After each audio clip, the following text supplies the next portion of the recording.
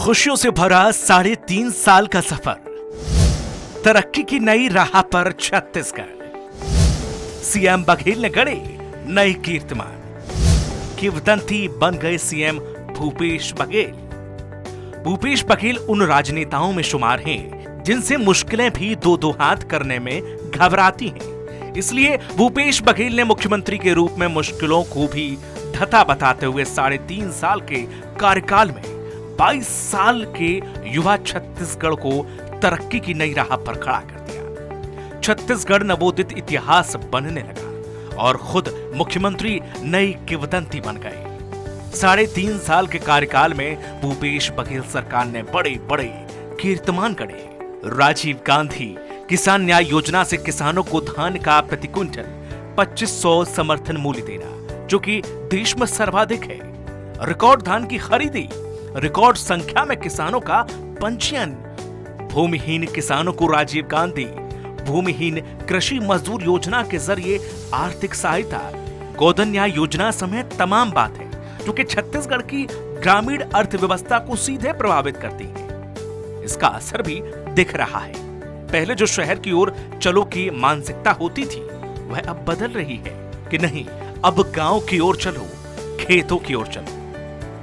छत्तीसगढ़ की संस्कृति की मान को, उनके स्वाभिमान को यदि कोई बढ़ाने वाला मुख्यमंत्री तो आदरणीय भूपेश बघेल जी हैं। आज हमारे देश में यदि सबसे नंबर 1 कोई मुख्यमंत्री है तो भूपेश बघेल जी हैं। उनकी योजनाएं जो आप धरातल पे देख रहे हैं, सर्वप्रथम उन्होंने मुख्यमंत्री बनते ही जो किसानों का कर्जा माफ किया। आज हमारे एक चीज के गोबर के खरीदारी हुआ थे, आज गरीब मतलब रोजगार मिला थे, है ना। गौठान में आज हर गांव के गौठान में कम से कम 20 जन गरीब आदमी मन जिया थे, गोबर लेवा थे, है ना। एमे हमला किसान ला भी बहुत सुविधा है। आज 2001 में छत्तीसगढ़ राज्य अलग हुआ है, लेकिन आपने 15 से 18 साल में देखा होगा कि हम लोग अपने छत्तीसगढ़िया कहलाने में लोगों को शर्म आती थी एक टाइम, और आज लोग बहुत गर्व के साथ बोलते हैं कि हम छत्तीसगढ़िया हैं। इसका भी श्रेय हमारे मुख्यमंत्री जी को जाता है। आज हमारे बच्चे लोग जो पढ़ने के लिए प्राइवेट स्कूलों में जो बहुत ज्यादा राशि लगता था, हजारों लाखों रुपए में जाता था, आज आत्मानंद स्कूल के माध्यम से गरीब बच्चे, हमारे बच्चे मतलब जितने भी हैं उन लोग के लिए सौगात दिए हैं।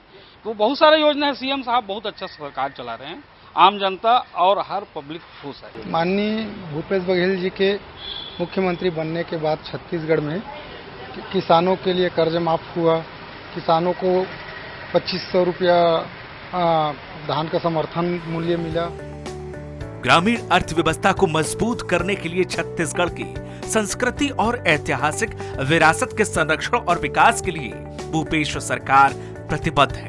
छत्तीसगढ़ में भूपेश सरकार ने लोक कला, तीज त्योहार, हरेली, पोला, छेरछेरा जैसे पारंपरिक त्योहारों को लगातार महत्व दिया।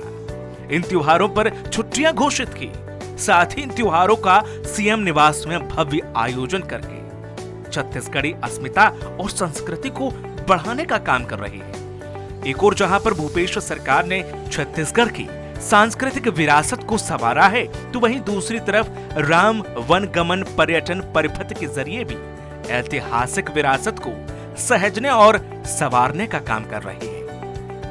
और हमारे छत्तीसगढ़ भाइयों और बहनों के लिए ये तो बहुत ही अच्छा एंजॉय। हम लोग सर्विस करते हैं तो हम लोग को छुट्टी नहीं मिलता था हमारे ही त्योहार को मनाने के लिए, तो हम छुट्टी को अब उसको अच्छे से एंजॉय कर रहे हैं।